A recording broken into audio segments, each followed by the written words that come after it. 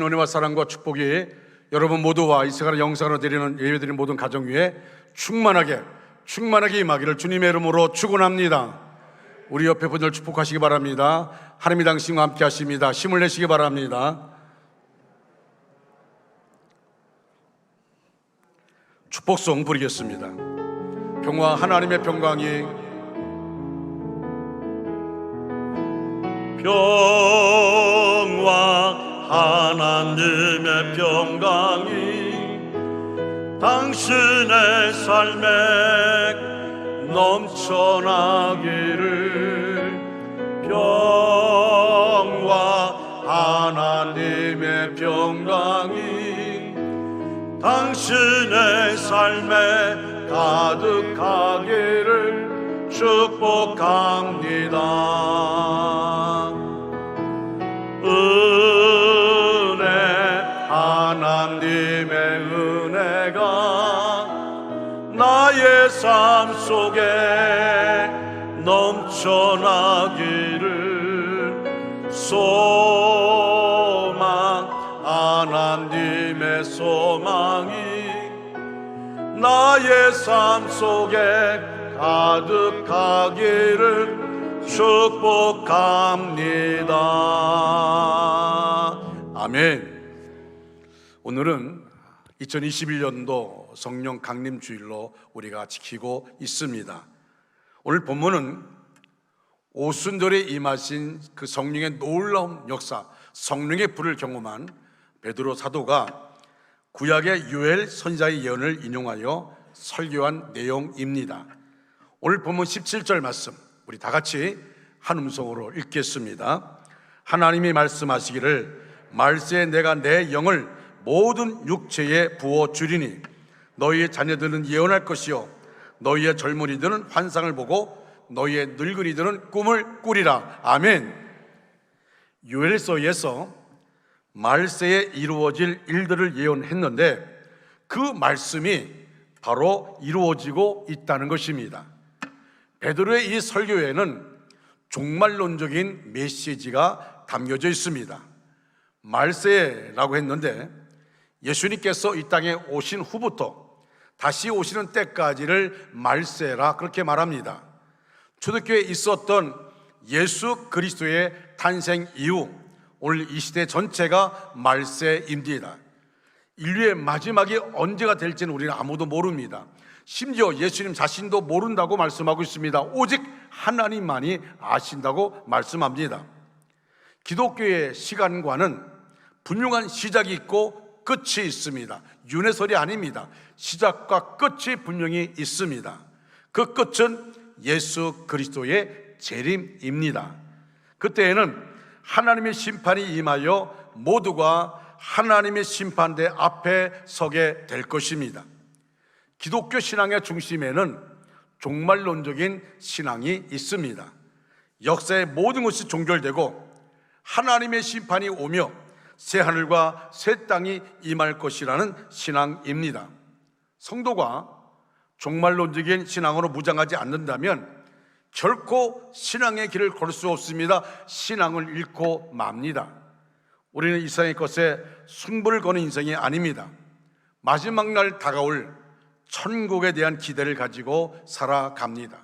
그래서 여러분 찬송가 가사 가운데 괴로움과 죄가 있는 곳 나 비록 여기 살아도 빛나고 높은 저곳을 날마다 바라봅니다. 내 주여 내만 붙드사 그곳에 있게 하소서. 그곳은 빛과 사랑이 언제나 넘치나이다 라는 가사가 있습니다. 오늘 우리는 종말 의식을 가지고 살아가야 합니다. 종말 의식을 가진 신앙생활이라는 것은 첫째로 깨어 있어야 합니다. 언제 그날이 올지 정말 긴박성을 가지고 살아가야 합니다. 영적 민감성과 긴장감을 가지고 신앙생활을 해야 합니다. 두 번째로 늘 준비된 삶을 살아야 합니다. 믿음의 사람들은 매 순간마다 회개하며 우리 안에 죄악이 머물지 못하도록 하고 그리고 언제든지 주님을 맞을 준비를 해야 하는 겁니다.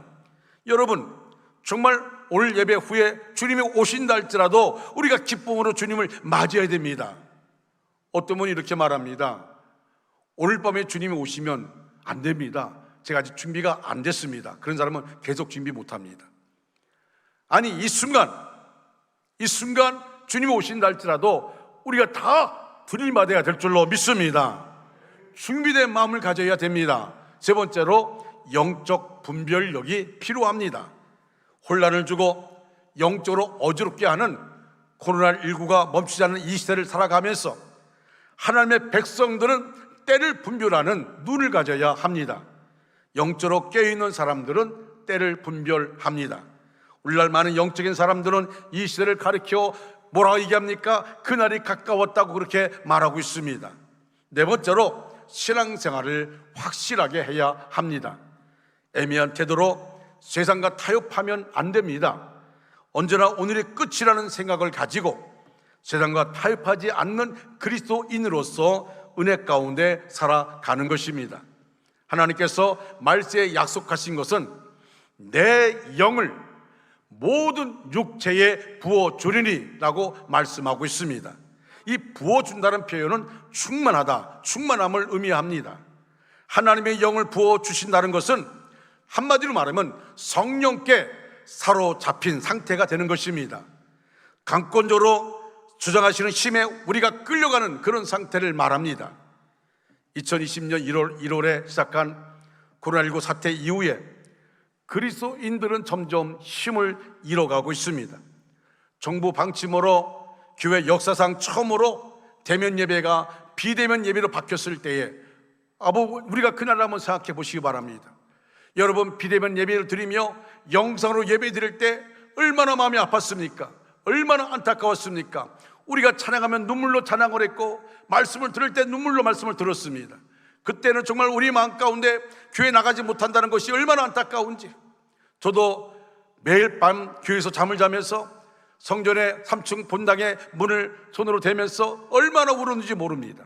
정말 우리가 우리의 마음 가운데 어떻게 우리의 일생 가운데 이런 날이 올 수 있을까 할 정도로 전혀 경험하지 못한 시간을 보내면서 우리가 그렇게 간절한 마음, 안타까운 마음을 가지고 있었는데 차츰 현실에 적응하면서 열심히 사라지고 하나님에 대한 뜨거운 열정도 점점 식어가고 있습니다. 모이는 일도, 기도하는 일도, 예배하는 일도 점점 식어가고 있습니다. 그것도 눈에 띌 정도로 2021년 들어와서 눈에 띌 정도로 그렇게 빠르게 이 영적인 식어감이 진행되고 있습니다. 교회 가지 않고 예배에 참여하지 못해도 당연하다는 뜻이 생활을 합니다. 신앙생활을 한다는 표현이 무색해져 갑니다. 그저 그냥 종교인이 돼가고 있는 것입니다. 하나님은 알곡과 죽정이를 가르치는 중입니다. 여러분, 무관심은 신앙에 치명적인 타격을 줍니다. 그런데 우리가 하나님에 대해서, 예배에 대해서, 기도에 대해서 점점 무관심해지고 있습니다. 이런 일들이 오랫동안 지속되면 그런 생활을 당연하게 여기게 되고 먼저 자신과 타협하게 되며 환경과 타협하게 됩니다. 사탄이 놓아둔 올무에 걸려서 믿는 사람인지 안 믿는 사람인지 구별이 되지 않는 생활을 하게 됩니다. 그러면서 자신은 나는 그리스도인이라고, 나는 예수를 믿는 사람이라고 그렇게 말하지만 엄밀히 말하면 힘을 잃은 삼손과 같습니다. 세상의 것에 눈을 돌린 지 오랜 시간 지난 사람들이 세상 사람과 분별이 안 갑니다. 복음을 전하겠다는 의지도 사라지고 전도를 손 놓고 사는 교회와 개인이 되어 갑니다. 우리는 환경 탓합니다. 코로나 탓을 하며 이 핑계 저 핑계로 믿음에서 떠나가고 있습니다. 그러나 기도하고 싶으면 언제든 기도할 수 있는 교회가 있습니다. 마음이 없지 환경이 문 닫힌 것이 아닙니다. 여러분, 우리의 환경이 문 닫힌 것이 아닙니다. 주를 향하여, 교회를 향하여 마음이 닫혀 있기 때문입니다. 아니, 그보다도 하나님을 향한 사랑과 마음의 문을 굳게 닫았기 때문입니다. 이런 환경 가운데서도 뜨거운 열정으로 주를 향하여 사는 사람들은 결코 그 길을 포기하지 않습니다. 오늘 이 시간에 우리가 주 앞에 나온 이유가 뭡니까? 예배로 하나님께 나가기를 원해서 나오는 겁니다. 하나님과 만나고 내 삶 가운데 나를 인도하신 하나님께 예배로 영광 돌리기 위해서 이 자리에 나온 것입니다. 여러분, 정말 이런 상황 가운데 환경을 탓하거나 자기를 탓하지 않고 오직 주만 바라보는 사람들, 그런 사람들은 항상 성경을 가까이 하고 더욱 매 순간 기도에 힘을 씁니다. 우리는 지난 한 주간도 성령 강림절 특별 새벽 기도를 했습니다. 매일 첫날 109명이 참여했고 마지막 날은 116명이 참석했습니다. 매 순간마다 우리가 뜨겁게 하나님께 나와서 기도했습니다.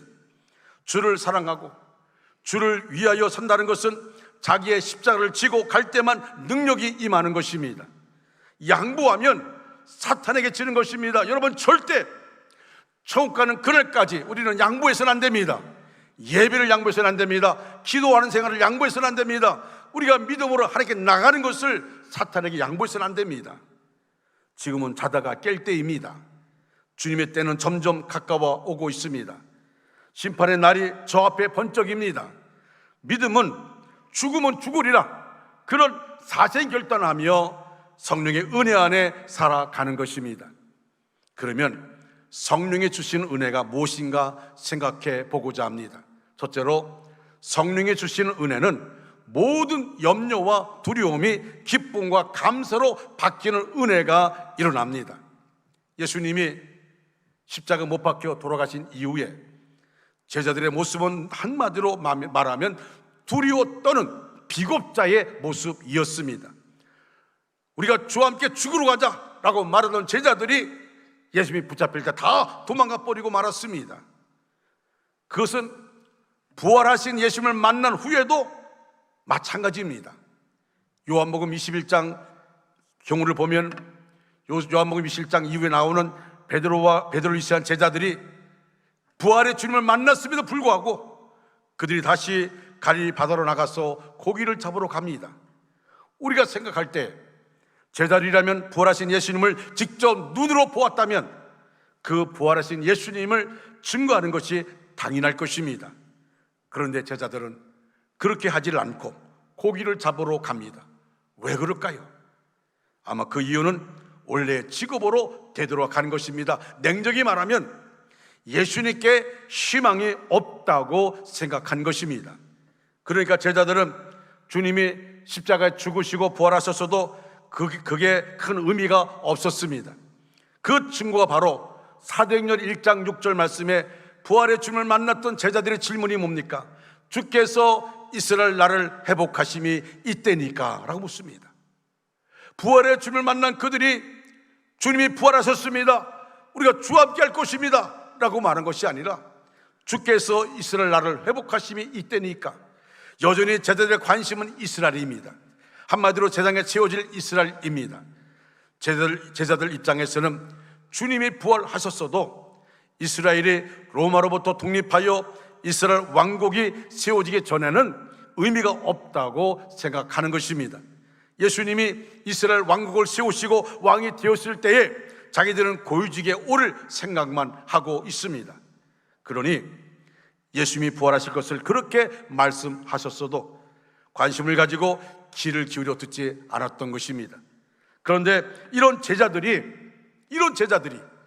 생각을 완전히 뒤엎어버린 사건이 바로 성령이 임한 사건입니다. 할렐루야. 낙심과 절망이 가득하고 예수님에 대한 기대감이 전혀 없던 제자들에게 어떻게 이런 일이 일어날 수 있었을까요? 바로 성령이 임했기 때문입니다. 성령이 임하니 마음과 생각이 완전히 달라집니다. 모든 염려와 두려움이 기쁨과 감사로 바뀌는 은혜가 일어났습니다. 그리고 예수 그리스도를 전합니다. 가난과 역경을 딛고 일어선 제임스 가필드의 이야기입니다. 젊은 시절에 얼마나 가난했던지 남의 집 헛간에서 잠을 자며 머슴살이 했던 그가 미국의 20대 대통령이 되었습니다. 취임 후 첫 주간에 강요 중 한 사람이 주일 아침 10시에 강요 회의가 계획되어 있다고 말했습니다. 그러자 대통령은 주일 아침에 선약이 되어 있어서 회의에 참석할 수 없다고 말합니다. 아니 대통령 각하가 참석하지 않은 회의가 무슨 회의가 됩니까? 강요는 국가의 비상사태라고 할 수 있는 위기에 대한 회의임을 강조하면서 대통령이 선약을 취소하거나 변경되어야 한다고 그렇게 말합니다. 그러나 대통령 가필드는 그 선약은 결코 변경될 수 없다고 말했습니다. 답답한 강요가 말합니다. 대통령이 약속한 사람이 과연 도대체 누구인지 알고 싶다고. 누구 이게 이 강요 회의를 무시하고 선약이 있다고 그렇게 말합니까? 과연 그가 누굽니까? 그때 가필드 대통령이 이렇게 말했습니다. 나도 당신처럼 솔직히 말하겠습니다. 주일 아침 10시 30분은 나의 사랑하는 주님을 성전에서 뵙는 시간입니다. 나는 그렇게 하기로 오래전에 주님과 약속을 했습니다. 내가 심각한 위기와 가난과 고통 가운데 있을 때에 나는 주 앞에 예배를 드리며 내가 예배를 사수하겠다고 그렇게 말씀했습니다. 약속을 했습니다. 나는 꼭 주일 되면 주님 만나겠다고 약속을 했습니다. 가필드는 육신의 일이 아니라 영의 일을 우선적으로 생각하는 사람이었습니다. 여러분, 로마서 8장 8절 말씀 우리 다 같이 큰 소리 읽겠습니다. 육신에 있는 자들은 하나님을 기쁘시게 할 수 없느니라. 아멘. 여기에 기쁘시게라는 원어 보니까 아레사이인데 기쁘게 하려고 노력하다 그런 말입니다. 기쁘게 하려고 노력하다. 육신의 있기를 고집하는 자들은 하나님을 기쁘시게 하는 상태에 이를 수 없습니다. 타락한 본성의 한계를 극복하지 못하고 자기 중심적 존재로 살아갑니다. 결국 하나님의 원수가 될 뿐 아니라 도저히 하나님을 기쁘시게 할 수 없게 됩니다. 육신의 생각은 하나님의 법에 굴복할 의사가 없습니다. 육신의 생각이 나를 지배하니까 하나님께 굴복할 마음이 없습니다. 여러분, 그러니까 우리가 코로나19 상황 가운데도 세상 가운데 머무는 것입니다. 예배를 드리지 않습니다. 여러분, 코로나 때문에 말합니다. 그리고 이 상황 가운데는 모여서는 안 된다고 말합니다. 그럼에도 불구하고 다 가족들 여행하면서도 불구하고 이 자리에 참여하지 않습니다. 육신의 생각은 하나님의 법에 굴복할 의무가, 그런 의사가 없는 것입니다. 하나님으로부터 멀어질 수밖에 없습니다. 따라서 육신에 있는 자들은 결코 하나님을 기쁘시게 할 수 없습니다. 지금 코로나19 상황에서 많은 그리스도인들이 하나님보다 자신에게 집중되어 있습니다. 그래서 예배가 우선이 아니고 자신이 우선입니다. 그러다 보니까 육신을 따르는 자가 되었습니다. 그러나 성령을 따라 행하는 자는 행함으로 하나님을 기쁘시게 합니다. 하나님의 법에 복종합니다. 하나님을 기쁘시게 하는 것을 사명으로 여깁니다. 자신을 내세우거나 자랑하지 않습니다. 오로지 성령의 인도함을 따라 하나님을 기쁘시게 하는 목적으로 살아갑니다. 사랑하는 여러분, 우리는 어떻습니까? 우리의 모습은 어떠합니까? 이 시간 주 앞에 나와 예배드리는 여러분들은 그런 모습이 아닐 줄 압니다. 육신의 생각을 따르는 자입니까? 성령의 생각을 따라 행하는 자입니까? 하나님이 주시는 구원의 은혜를 기억하고 항상 영의 일을 먼저 생각하여야 합니다. 그리할 때 하나님의 심판으로부터 사면받은 평안이 마음에 자리 잡게 됩니다. 그러므로 근심과 걱정에 시달릴 때 하나님의 은혜를 기억하고 성령을 따라 행하여 하나님의 평안을 누리시기를 주님의 이름으로 축원합니다. 두 번째로, 주님이 주시는 은혜는 사람이 받기는 은혜입니다. 제자들이 성령을 받았습니다. 그랬더니 그들에게 나타난 것이 방언입니다.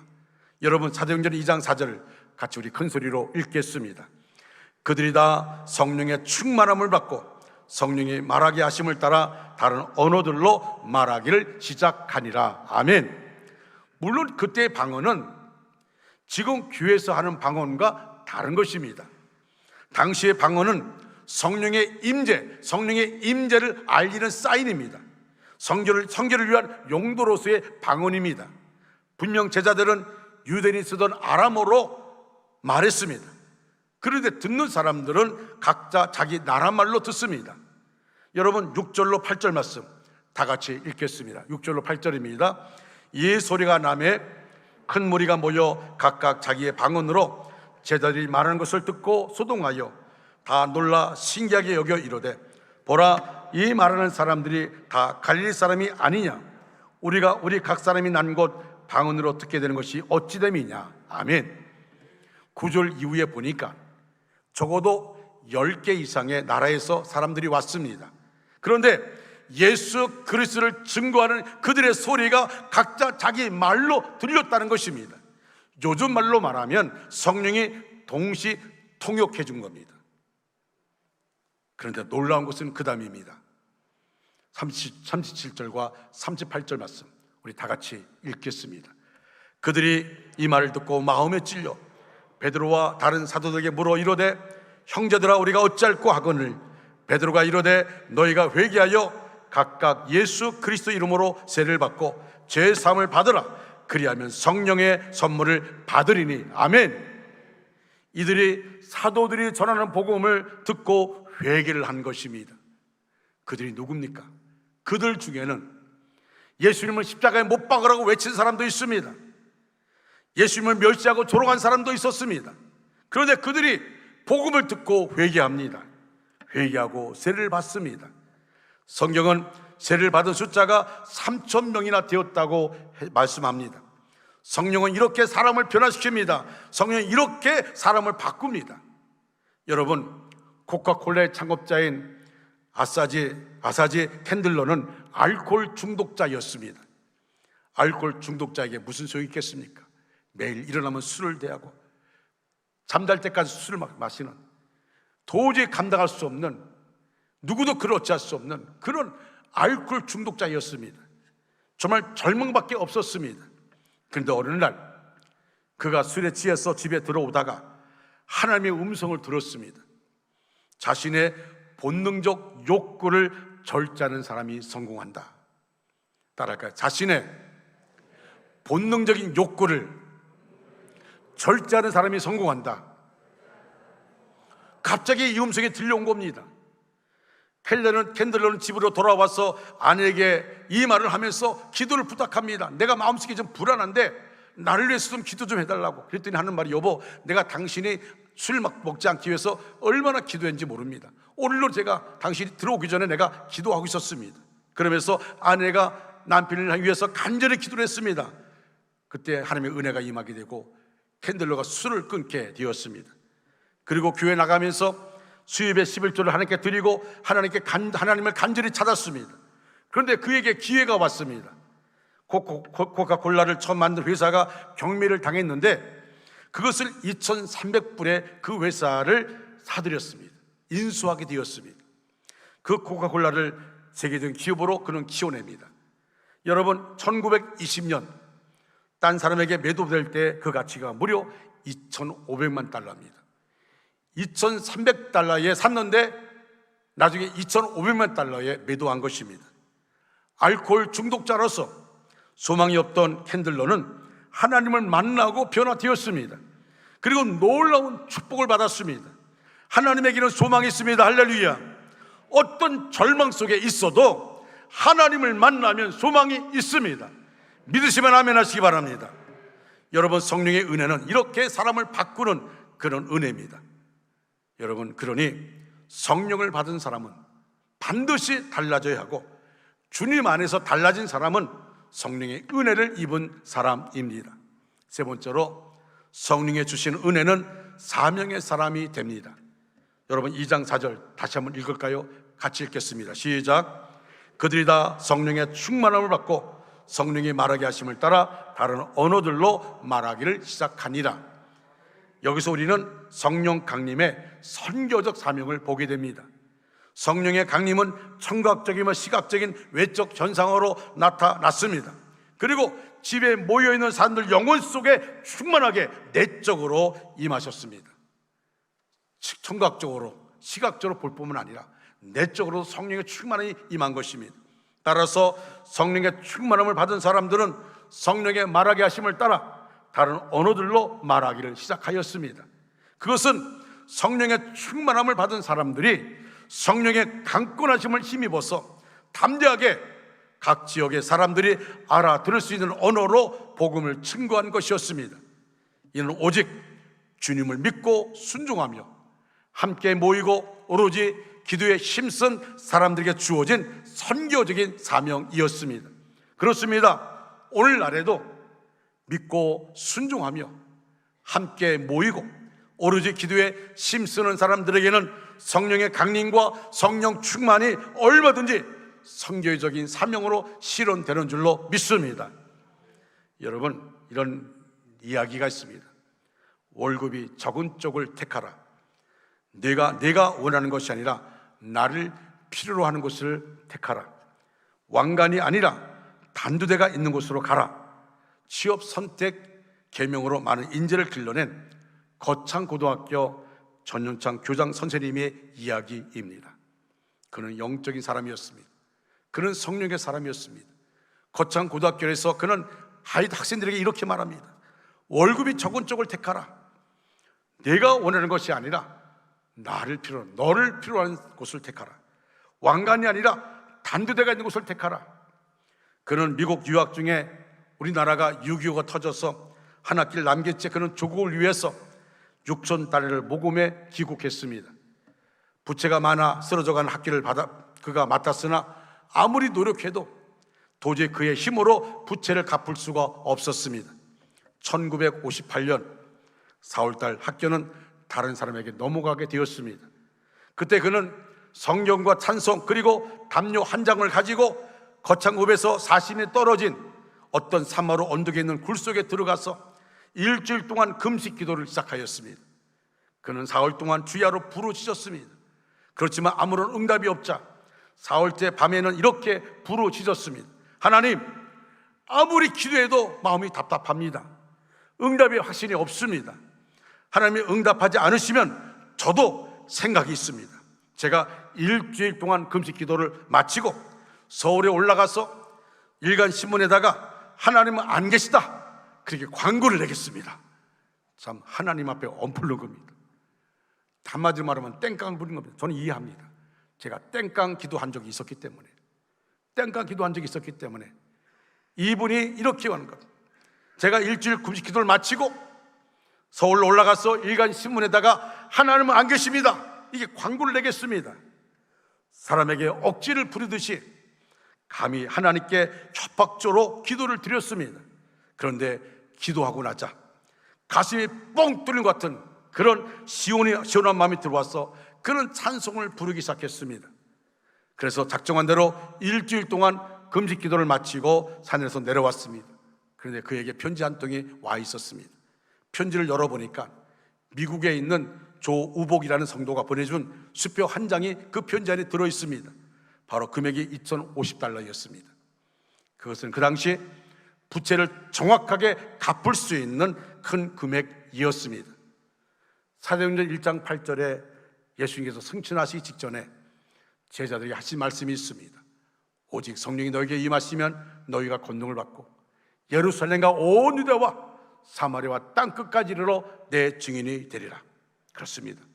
성령이 임하시면 우리는 권능을 받게 됩니다. 그리고 복음의 증인으로서 선교적 사명을 감당하게 됩니다. 주님의 증인 된다는 것은 주님과 복음을 위해서 순교자가 된다는 것이기도 합니다. 여러분, 우리 교회가 목요일마다 전도를 합니다. 여러분, 전도할 때 어떤 사람은 정말 냉정하게 싫은 표정을 짓니다. 아니 모욕적인 그런 모습으로 바라봅니다. 그런데 우리 전도팀들이 나가서 전도지를 놓아줍니다. 여러분, 어떨 때는 정말 이 목 위까지 끌어올리는 그런 분냄이 있지만 누르면서 하나님의 은혜 안에서 그들이 전도지를 나눠줍니다. 여러분, 어떨 때는요 살아있는 순교적인 마음 가지고 전도지를 나눠주는 겁니다. 여러분, 목요일날 전도팀은 정말 대단한 것입니다. 우리는 그분들을 귀하게 여겨야 되는 것입니다. 그리고 여러분들 목요일 전도팀에 많은 분들이 참여해 주시기를 바랍니다. 성령이 이 말씀으로 주어진 권능으로 채워질 때 여러분 어떤 상황도 가능할 줄로 믿습니다. 성령의 강림과 성도의 체험, 그것은 선교적인 사명입니다. 성도 여러분, 성령의 충만함을 받고 성령의 말하게 하심을 따라 말함으로써 하나님이 주신 능력으로 선교적인 사명을 실현하게 되시기를 주님의 이름으로 축원합니다. 박용규 교수가 쓴 평양 개봉 이야기, 이 말씀을 전하고 말씀을 마무리하고자 합니다. 1907년에 평양에서 큰 부흥 운동이 일어났습니다. 이 부흥운동은 회개로부터 시작되었다고 하는 것입니다. 평양 장대현 교회에서 신년 집회가 열렸는데 집회 첫날 700명이 모여서 은혜를 사모했습니다. 성령의 역사가 일어날 것을 기대했습니다. 마지막 날에는 1,500명이 모였습니다. 그런데 성령의 역사가 뜨겁게 일어나지 않았던 것입니다. 집회가 거의 끝날 무렵에 길선주 장로님이 일어서 나오더니 이런 고백을 하는 것입니다. 저는 친구가 유언하며 맡긴 돈 200원 중에서 100원을 가로챘습니다. 여러분, 그 당시에 100원은 엄청난 돈이었습니다.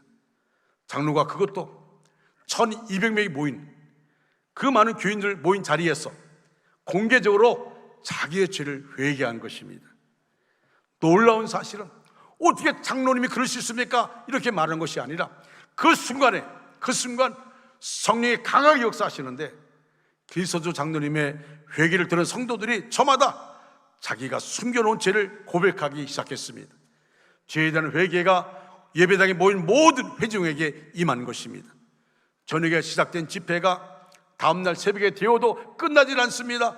정말 자기의 죄를 토해내면서 눈물로 기도하는 것입니다. 회개하는 것입니다. 울부짖는 소리가, 통곡의 소리가 온 교회를 뒤덮은 것입니다. 다음날 아침에 쌀가게 주인은 대박을 속에서 판 것을 공개적으로 회개하는 글을 가게 앞에 써서 붙이고 배상해 주었습니다. 고의로 빚을 떼먹은 사람은 빚쟁이를 찾아가서 사과하고 용서를 구했습니다. 술집 앞에는 이런 간판이 붙여 있었답니다. 금일부로 이 술집을 폐업함, 어젯밤 주인이 회개함. 우리 믿음의 선배들은 정말 성령 충만해서 글자 그대로 순수함으로 하나님께 나갔다는 것입니다.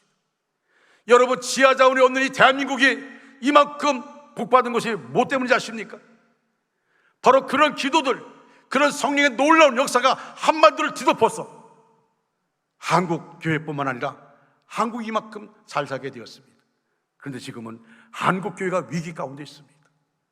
교회 통성하는 기도 소리가 줄어들고 있습니다. 예배가 점점 줄어들고 있습니다. 여러분, 정말 지금 위기 속에 있는데 이 위기라는 것을 느끼지 못합니다. 여러분, 사람이 암에 걸리면요, 느끼지 못한다고 하죠. 느끼는 순간 이미 끝났습니다. 그래서 초기에 암을 발견하는 것이 복이라고 그렇게 말하지 않습니까? 성도 여러분, 우리가 느끼지 못하는 건 심각하게 생각하시기 바랍니다. 여러분, 지금은 정말 자다가 깰 때입니다. 지금 위기의 시간들을 우리는 보내고 있습니다. 사랑하는 여러분 모두가 성령 충만 받기를 원합니다. 모두가 성령 충만을 받아서 하나님께 아름답고 귀하게 쓰임 받기를 원합니다. 성령의 사람이 되어서 여러분의 발걸음이 주님을 기쁘시게 하는 그런 발걸음이 되기를 소원합니다. 성령의 사람이 되어서 여러분이 무릎을 꿇고 기도할 때마다 응답이 다가오고 주님의 은혜가 임하기를 간절히 소원합니다. 성령의 사람이 되어서 온유와 겸손으로 옷 입고 늘 겸손으로 이웃을 변화시키는 위대한 하나님의 사람 되기를 원합니다.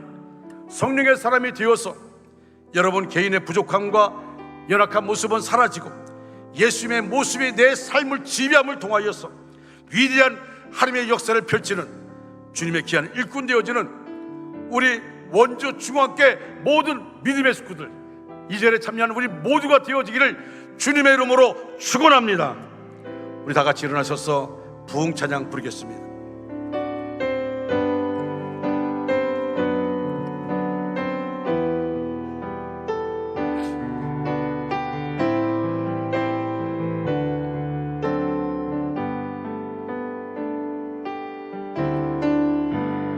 땅의 황무함을 보소서. 하늘의 하나님, 하늘의 하나님, 긍휼을 베푸시는 주여, 우리의 죄악 용서하소서. 우리의 죄악 용서하소서.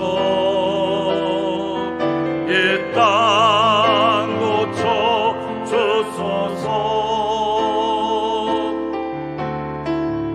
이제 우리 모두 하나 되어 땅에 무너진 기초를 다시 쌓을 때 우리의 우상들을 태우신 성령의 불에 맞서서 보응의 불길이 타오르게 하소서. 진리의 말씀 이 땅 새롭게 하소서. 은혜의 강물 흐르게 하소서.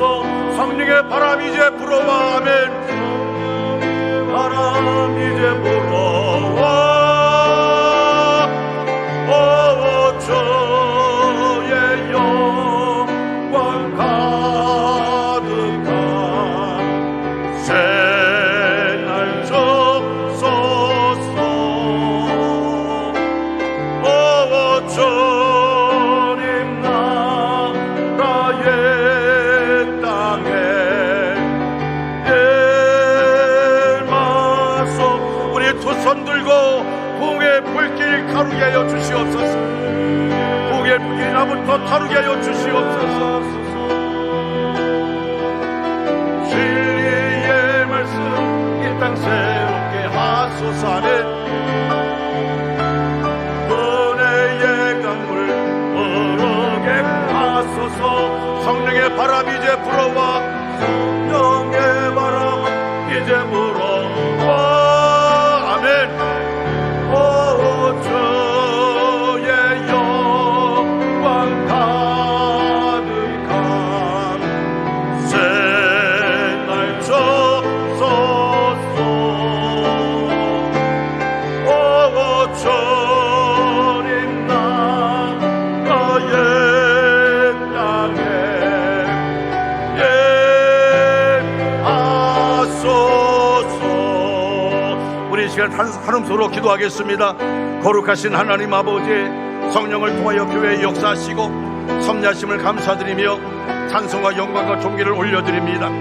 오시들 마가의 다락방에 임하셨던 성령을 지금 이 시간 저희에게 충만하게 부어주시고 약속하신 성령을 보내주신 주님, 특별히 오늘 성령 강림주의를 맞이하여 세속과 죄악에 찌든 저희의 심령이 성령의 능력으로 깨끗해지고 새사람 되기를 원합니다. 냉랭한 저희의 마음이 뜨거운 성령의 열기로 가득 차기를 원합니다. 이 시간 저희들이 주님의 은혜를 삼하는 심령마다 주의 영으로 덮으셔서 성령 충만한 사람으로 다시 태어날 수 있게 하시고 그 어떤 불의와도 타협하지 않게 하시며 주님을 담대히 증거하고 어떤 위협 앞에서도 굴하지 않는 신앙인의 본분을 다하게 하여 주시옵소서. 우리 교회도 성령의 불이 타오르는 능력의 재단 되게 하여 주시옵소서. 아무리 강팍한 심령도 거꾸러지게 하시고 지은 죄에 대한 자백이 일어나며 탄식하는 회개 역사가 있게 하여 주시옵소서. 또한 삶에 지친 그들에게 희망의 빛을 비추게 하시고 질병으로 인해 오랜 기간 병석에 있는 성도들에게 강한 치료의 역사가 있게 하여 주시옵소서. 저희들의 서로 중보의 기도로서 힘을 보태게 하여 주시옵소서. 기도하는 자마다 주님의 사랑의 응답을 받을 수 있는 신령한 제단 되게 하여 주시옵소서. 주의 백성들이 성령을 받아 생명의 말씀으로 거듭나게 하시는 하나님 아버지, 오늘도 하나님의 말씀을 듣고 회개하여 제사함 받아 성령을 선물로 충만히 받아 거듭나게 하심을 감사드립니다. 성령님께서 우리와 함께 하신다는 것을 절대로 잊지 말고 날마다 거듭나는 삶으로 하나님의 뜻대로 살게 하여 주시옵소서. 우리는 성령의 역사에 동참하여 자신의 욕망을 버릴 뿐만 아니라 악한 마귀를 이기고 승리하는 삶을 살도록 인도하여 주시옵소서. 우리 가운데 이미 물세례를 받았지만 아직도 성령으로 불세를 받지 못한 분들이 있사오니 그들로 성령의 불세를 받게 하여 주시옵소서. 교인들 가운데 예수님의 십자가 피로 죄사함을 받았을지라도 성령의 불세를 받아 거듭나서 능력이 있는 삶을 살아서 하나님을 기쁘시게 하는 성도가 되게 하여 주시옵소서. 우리 교회가 성령으로 충만하여 서로 사랑하고 나누는 교회가 되게 하여 주시옵소서. 우리 교회는 성령에 충만하여 평안하게 하시고 주님께서 원하시는 신앙 공동체가 되게 하시옵소서.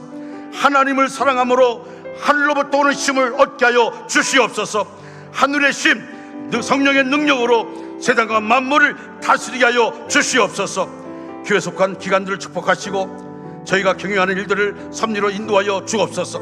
병으로 고생하는 성도들에게 주의 응답을 주옵시고 가정마다 우리의 기쁨이 넘치게 하여 주시옵소서. 지금은 우리의 길과 진리와 생명 되시는 예수 그리스도의 은혜와 독생자를 통하여 죄를 속량하시고 영생의 길을 마련해 주신 하나님 아버지의 사랑하심과 약속하신 대로 보내주신 성령님의 감동 감화 역사하심이 성령의 인도하심을 받으며 말씀과 기도와 찬양을 통해 성령 충만한 삶을 살고자 다짐하는 주의 백성들 머리 위에 지금부터 영원히 함께 하시기를 간절히 축원하옵나이다. 아멘.